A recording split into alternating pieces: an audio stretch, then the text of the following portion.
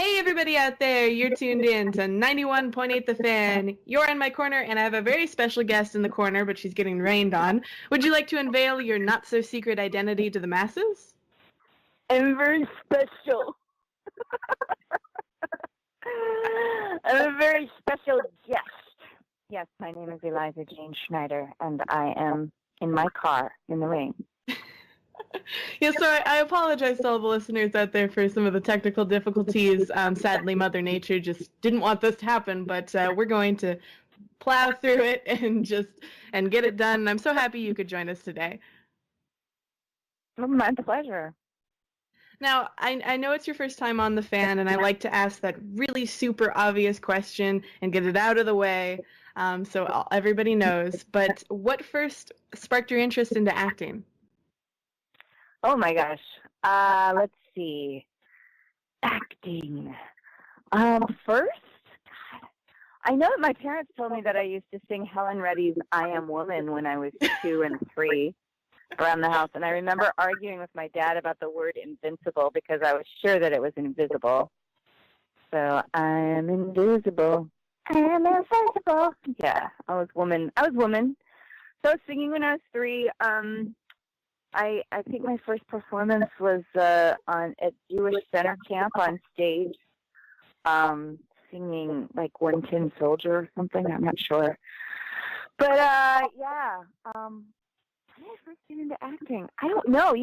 My mom just uncovered about 6 boxes from my youth, time capsule of sorts. There were like these 30-year-old boxes, and I went in and I found My Book About Me, Dr. Seuss book, and it said, "What do you want to be when you grow up?" And it was just actor, singer, performer, and I was like 5. My parents met at Northwestern School of Speech, and my mom was directing my dad in a play, and she was looking for a copy of that play in translation in French or something, and he had it in his back pocket, and the rest is history. I think he actually just wanted to borrow her car or something, but it was slightly less romantic. And, yeah.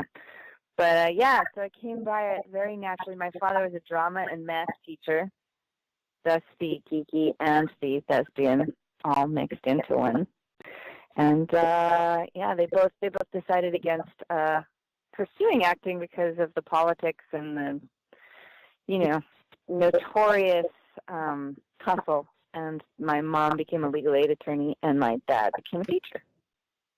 Well, now teaching technically runs in the family because you teach as well, correct?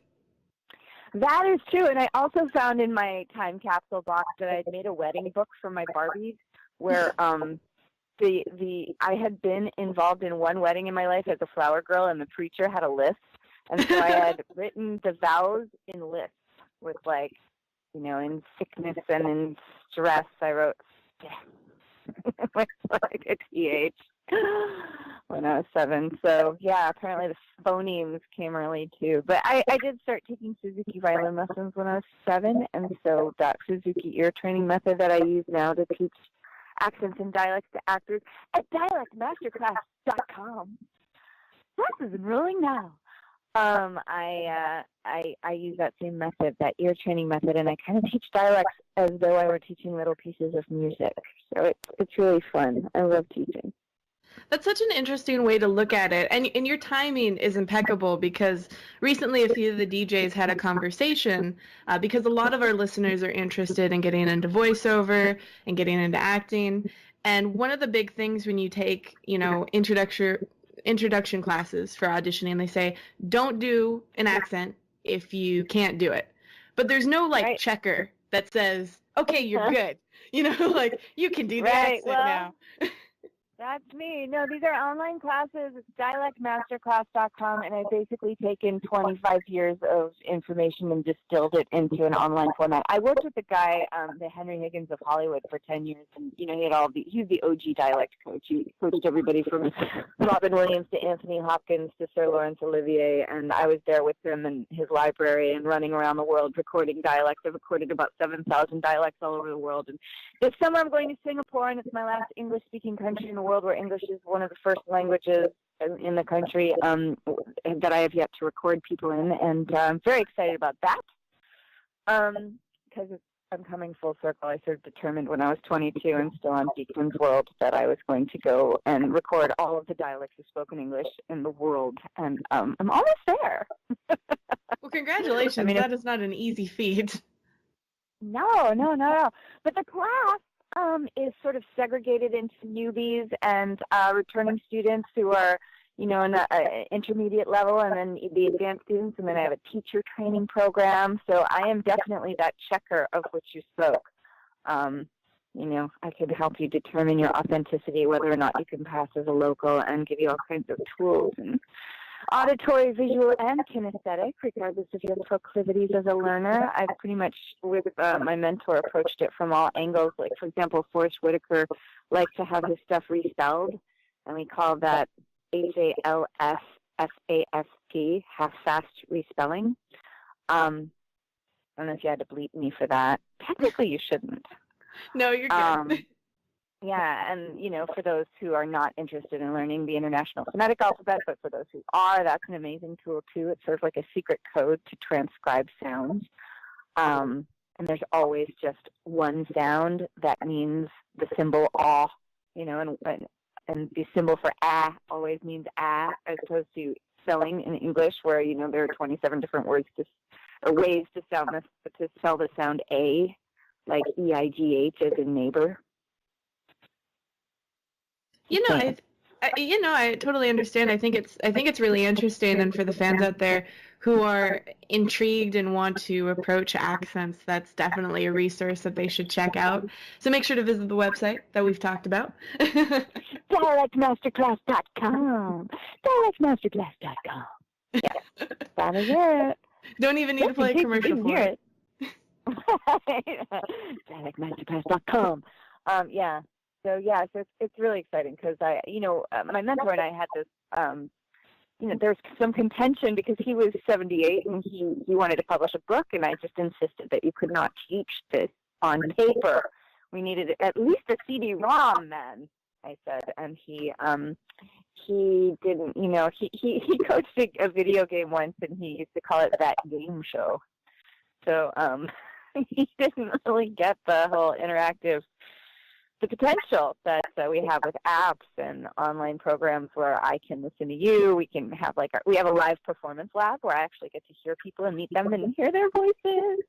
So it's great fun. And I basically give my students a springboard, which is a sample of a native speaker. So if you were learning, for example, Tidewater Southern, I would give you this woman who says, "Is that an ambulance you're driving?" Of course, she said that to me because I was driving an ambulance around. It had AC outlets in it, and I could plug in my recording gear on my walk.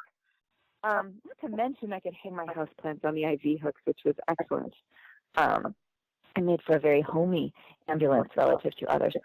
But yeah, so then you would repeat that 14 times. You'd loop it. You'd mute numbers 4, 6, 8, and 10, and then you just put another track in your little recording software, Audacity or whatever, and you play her back in one ear while you repeat in the other, and then you play the whole thing back so you can compare back and forth, and it becomes a very sort of mindless chanting type of mimicry, which is the way babies do it. Well, maybe not quite as mindless as we are, but and then so you get 75 to 90% there just with that auditory method, and then we go into those sound substitutions. So anybody who's ever studied accents and dialects probably has come in contact with the very academic, sort of dry, we all sound more cool. It's just I'm a fanatic, and I tune that stuff out after about 5 minutes in my CD player or whatever in my car. So this thing also has video too, so you can see the mouth positions and whatnot. It's awesome. I've been trying to figure out a way to make it digestible in a format, a publishable, digestible format, without me standing there teaching it to you. And I've done it, and it's pretty exciting. Well, I mean, I have to say, as I mostly do commercials, so I almost never get to do accents. But I always have to listen to it if I'm going to do an accent. I feel like if I'm given a script with it kind of written out that way, my mind makes up the accent as I go, and I'm like, okay, this is not a real accent anymore. This is just whatever my mind thought was fun.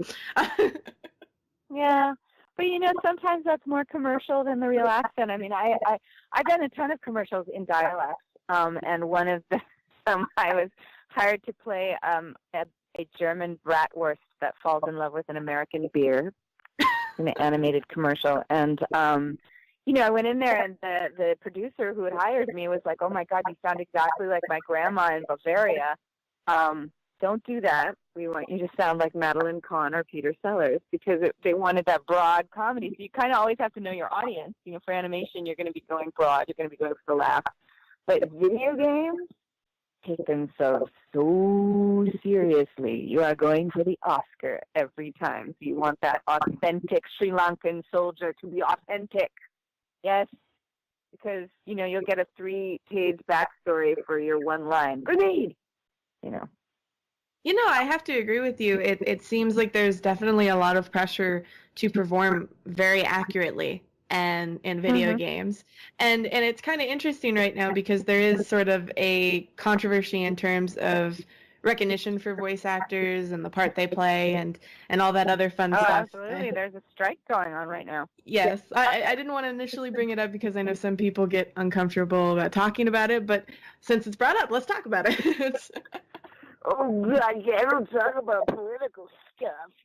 Yeah, it's hard to get me to stop talking about it. No, absolutely. Yeah, everything that they're asking for is really important. It has to do with safety, and of course, video games are one of the few places. Back in the day when my mentor, for example, was just getting into film back in the 40s, the reason they established this convention of residuals is that, an actor used to get paid to perform every time an audience heard their performance. And then once recording started, they would just have the actor perform once, pay them once, and then use the recording over and over and over and keep charging admission or whatever for the film, and the actor wouldn't get anything. So the actor lost work because they didn't need to be present for every single performance, so they weren't getting paid. So it made perfect sense at the time, and I think now people think of it as I think that people who aren't actually full-time performers don't realize how much time gets put into that auditioning process. I still audition for up to 3 hours a day, just so much, and you don't get paid for that. So without residuals and without the structure that's in place to protect actors and keep them paid for every time, their producers are getting paid to sell their performance, like you have on television and film, it's not particularly sustainable, And I definitely think there's a huge misconception too with how much voice actors make and how much their cost of living is, especially those that live in LA, which is way too expensive for anybody, I feel. But yeah, no, absolutely, it's ridiculous. And I was in the Philippines coaching a German actor to sound Russian for a film. And a woman came up to me and she was like, "Oh my God, you're Rebecca in Assassin's Creed." And that's when I realized that had sold 8 million copies. And to date, I had made $800 for a sales session fee. So, I mean, there's definitely something to the argument that if you're going to be using people's voices over and over and over, you might want to compensate them, give them points, something. But that's not the only issue with this negotiation. And the great thing is, I think 15 at least companies have signed contracts with Screen Actors Guild now that with SAG-AFTRA that where they are agreeing to the requests that the actors have put forth. So, I'm still working a great deal in video games with the ones who have complied. And it's awesome. It's great to be treated with respect. And vocal stress is a really important factor as well. Prior to this negotiation, there were instances where I would be, as a dialect coach, in on sessions, and I would have, Broadway star after Broadway star come in there because, the people who get cast in some of these esoteric, weird accents or, video games that have, interesting, unique characters that are very specific, the people who are able to manipulate and change their voices to that degree are vocalists. They're professional vocalists. Many of them are singers. And I had some people in there who just ended up in tears for all the screaming and the, thrashing of their voices they had to do. So, the new contracts would limit that to 2 hours. And it's sort of like working out. You can't just, you do 13 reps and then you stop and then you do 13 more, and you got to give your muscles that moment to recover. You wouldn't, if you're going to train for a marathon, you wouldn't do it all in one day. You know what I mean? Yeah, because if you get a cold or if you lose your voice, you could be out of work for a week or you could be out of work for 2 weeks or a month. Right. I have heard studies that they're just now finding out that every time you do basically a screamo session, it's changing your voice little and little over time. Yes, it is. Just listen to Joni Mitchell. Of course, that had a lot to do with weed, but did you breathe that? Yeah, no, I agree, and it does, and it's scary. It's really scary for those of us, because I'm also a classically trained opera singer. So you don't want to lose that just because you booked like a 500-pound military drill sergeant. And there are ways to deal, as a professional voice actor where you rest. Vocal rest is the most important thing that you can do when you've exerted yourself to that extent. But, the difference between a 2-hour session of screaming and a 4-hour session of screaming is the difference between the money you would make for the rest of the week, because you can't work for the rest of the week. You have to rest your voice for the rest of the week to recover. And you're right, there is some element of incremental permanent damage that occurs. So, and I do know quite a few voice actors who simply opt out. Not all video games roles have that kind of screaming. And most of the ones I've been doing lately are, they're lead roles, and they're over the cinematics, the introductions, and they go throughout the whole piece, and there's tons and tons and tons of material, and there's, like 10 to 15 sessions, and I don't even remember any of the screaming. If there were efforts, they were not really intense. So it used to be, though, when I was first starting out, that it was like, the AI stuff is almost all death and destruction, and you do leave the studio feeling as though you've been beaten up. And my son is like, "Mommy, what happened to you?" "Mommy, are you okay?" "Yeah, I just fell to my death in the shark-infested waters on fire, but I did it in a British accent." Well, there is a physicality to voiceover that I don't think a lot of fans realize, because I'm not sure how you record in your own personal studio, but if I'm doing something where I need to put in any sort of energy, I'm always standing up, I'm always moving around, I'm always, kind of throwing my body into it. And sometimes you just need to, put a hand on your stomach and go, "Whew, give me a sec, that was my cardio workout for today." Exactly, yeah, and you have to have that diaphragm support for all the stuff so you protect your voice. And and it doesn't matter what character it is. For me, it's always physicalized, and most of my students and the other professional voice actors I work with. I mean, you don't want to get in the studio after Fred Tatasciore, because the headphones are just soaking wet. Yeah, he produces magical sounds out of nowhere, so. He does. I've been madly in love with him since college. I went to college with him. Oh, really? Like John Travolta in college. Yeah, he's amazing. He's so funny and so smart and so sensitive and so good at what he does. So talented. He does the world's best Barack Obama. I did not know that. Wow. For the future, now we know. Straight duck voice, too, if you can get him. So him to do his duck voice. Well, a lot of the fans out there, I know we can't talk about it too deeply because we are a family-friendly show, but you've gotten the chance to do, a ton of voices on a show that's been running for, 20 years, South Park? Yeah. And that's that. I have to admit, for a lot of people, they have their limits, and I feel like there are certain things they just would not say on that show. And I'm kind of curious, were there ever any times where you were just like, I can't say this line, it's too ridiculous? Oh, no, not me. But, I mean, I've always been sort of, I have an issue with misogyny, more than I have an issue with potty-mouthedness. But, South Park was so weird because, you get the script at the last minute and you rarely even have the context of the joke. You just get your page of lines. Hold on a sec, sorry. I just had an alarm coming on my phone. I don't know if you heard that. But so I wouldn't have time to protest even if I have an issue with it. But I just pretty much go into character and do my thing. I mean, they're paying me to be a puppet, not a writer. That's very fair. I want to write, I got to be my own Seth MacFarlane. And Seth, I went to the Craft Emmys with Seth. I went sort of on a date with Seth MacFarlane, and he won an Emmy on the date. And for the voice of the dog singing something in Family Guy. And he was telling me in the car on the way there that the way to win over the producers and the execs in a pitch meeting is just to make them laugh. You know, you just want to be somebody they want to work with. You know, and I thought that was really cool. And one of these days, I am going to sell the networks my science fiction rock opera about the return of the goddess, and then everybody's going to start worshiping the planet like they would the equivalent of the second coming of Jesus, and we will have peace on Earth. That's my goal.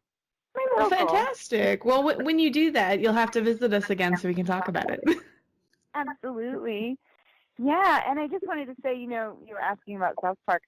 This method that I teach, I developed when I had to match all of those voices on South Park. When I replaced Mary Kay Bergman, she had done them all before me, and she passed away in 1999, and I suddenly had a week to match 8 series regular voices to get this job. And you know, up until that point, I had just been doing these one-person shows where I imitated people, and it was a very organic process of mimicry where I would interview people, and then I would just sort of start doing their voices, like that woman I was giving you the example. Is that an ambulance you're driving? I think that's just wonderful. Well, I have just had a rash all over my body, and the doctors did a biopsy and determined it was stress-related. So I have these things memorized, but I realized that I had to come up with like a really specific technique to get it done quickly. And so what I did was I had a Roland SP808 Goose sampler that I recorded everything that Mary Kay ever said in character, you know, for these scripts that I had to do. On one of these 16 sample pads, I would record one line, like, for example, the mayor, all right, Chef, all of my assistants hold up the flag, and you tell me exactly what you find racist about it. And then I would record myself on the subsequent 15 remaining sample pads and then play each back, 1, 2, 1, 3, 1, 4, 1, 5, so it would be her, me, her, me, her, me.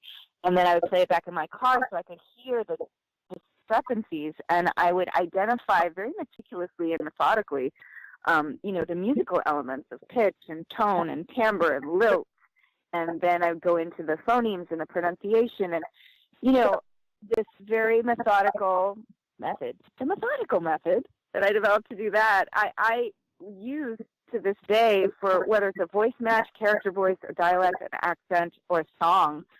It's like getting a song stuck in your head. So when I would switch characters really fast between, like, Mrs. Cartman and Shelley or something, I would just run that little, what I call in my classes, a springboard of the original native speaker, which in this case is Mary Kay Bergman, saying, "Thank you so much for babysitting little Eric, Shelley. I'm going to a meteor shower party. The number I'll be is on the refrigerator. Eric's snooky time is 9 o'clock sharp. Because of the welcome seat code, you can turn up the heat over here. And if he gets cranky, just bake tummy rubber with him and make sure he wipes good after he makes babies." And you notice I didn't have the tempo till the end there, so it takes a moment to get into it. But then once I'm in it, I can just do her voice for the rest of the day. You know. So absolutely. That just makes me smile. I can't help it.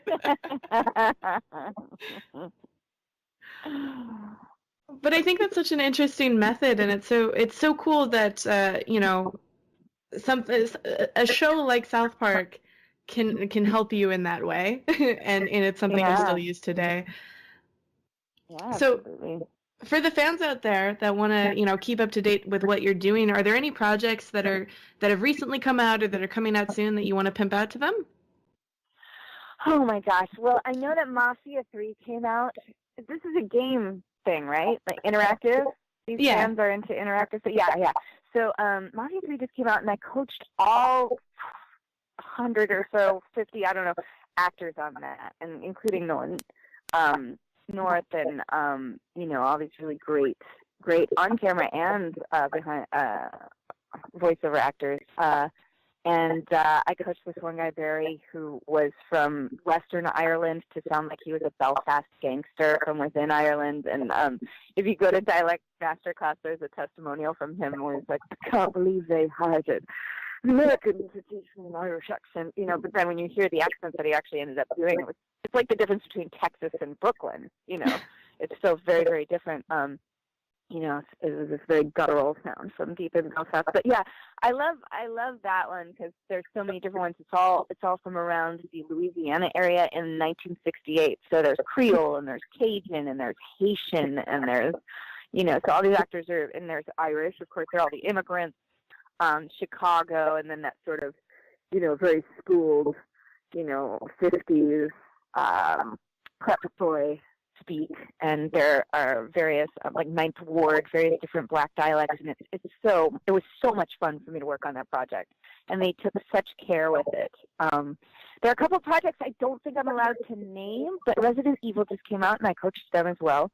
As far as the ones that I'm doing, I don't know if I'm allowed to name them yet, but I can say that I've been a Hindu freedom fighter from Mumbai, and I have been a woman who raises the dead with a very Shakespearean voice, and is half of Another World, and that's just finished, so that's coming out soon. I think I'm allowed to talk about Orisha from Final Fantasy that came out in the last few years. Yes. Yeah, and but the ones I'm doing now I can't talk about. I understand. We don't want you to get, attacked by NDA ninjas. But yeah, if the fans want to stalk you in a nice way on the internet, where can they do that? Okay, well, dialectmasterclass.com is the best way to get the free webinar that I'm doing. I'm teaching my method, like, for free, basically. And then to get in on my class and to actually meet me and get in on the performance lab. There are very limited spaces, and I think that's going on just in the next few weeks. So that's the best way if you want to actually talk to me. Other online resources are Eliza Jane 2020 on just about everything. So Twitter, Facebook, and YouTube are all Eliza Jane 2020. Yep, we'll link that in our live chat for all of our fans out there that want to keep up to date with what you're doing. And since we're nearing the end of our time together, we were wondering if you'd be willing to participate in a 91.8 The Fan tradition. What would that be? We ask everyone, whether they're an actor or not, if they'd be willing to do a bump for us, like a radio bump. Okay. The trick of it, however, is we do the take live on air. Okay. All right, let's do this. All right. What is a bump? I think I know what a bump is. I think I've done bumps before. Yeah, probably. I mean, not those kinds of bumps. Yeah. But yeah. Not when I'm in a go-kart and I bump the other cart. No. Yeah, no. But we basically asked if you could say, hello, my name is, I do this, and you can put whatever you want there. And you're tuned into 91.8 The Fan.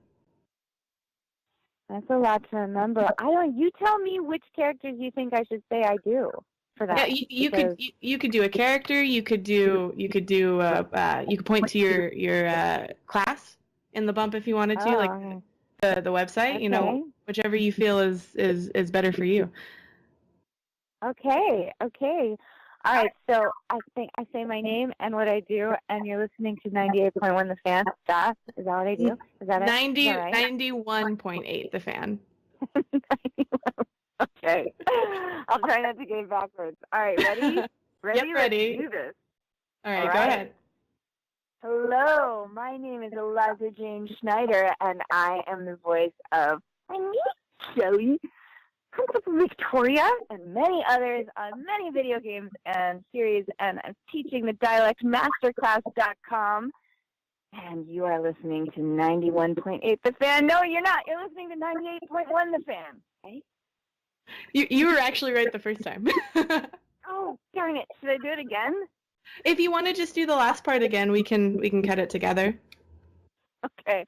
I thought this was live. It is live. This is the fun part of live. I don't. This became a tradition where the fans like to see if the voice actors actually screw up or not. So. Oh well, look, I'm happy to deliver because here I am sitting in my car, screwing up royally. I can't work under these conditions. I didn't get approval of the script from my agent and my lawyer. Okay, let's do this again. 91.8, right? Yes, correct. Okay, 91.8. Okay, here we go. Ready? I think I'm ready. All right, go ahead. Ready. Are you ready? I'm ready. Okay. Hi, this is Eliza Schneider, and I teach DialectMasterclass.com, and you are listening to 91.8 The Fan. See, fantastic. It wasn't that much pressure. You did it. Congratulations. I did it. Yay! Because when people ask me to do all my voices, I've got like hundreds of voices that I do. Somebody asked me at the last Comic-Con that I did in Portland, actually, what impressions do you do? And I was like, God, just what impressions don't I do? You know what I mean? And I couldn't even remember. If you go on my YouTube, I'm doing Rachel Dolezal, and I'm doing Nancy Grace, and, I do Sarah Palin. I mean, who doesn't do Sarah Palin? But, I was born in a one-room igloo. I peed through a hole in the ice. But that's on there. But I couldn't think of any of them because there's so many of them. Oh no, you're totally good. I don't ask for a specific one because I don't want to pick one that could potentially do damage to your voice. Throw you. Or throw you or something along those lines. So I let you guys do whatever you want to do, and if you get creative or if you don't, and that's the fun part. It's the surprise of the interview. But thank you so much for joining us today. Is there any words of wisdom, dating advice, predictions for the end of the world you'd like to leave the viewers with?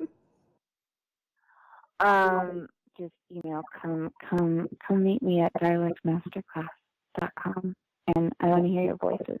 I love hearing people's voices. The end of the world, I can't even, not right now. I'll start crying again. It's all happening. So, let's all just get together in cyberspace and hold each other's hands while it happens. That sounds like a good plan. Well, thank you so much. And for any of the listeners that missed any of this interview, don't sweat it. You can find it on the website within the next few days. So keep your eyes peeled to 918thefan.com and your ears tuned to 91.8 The Fan, where we play everything you want and nothing you don't.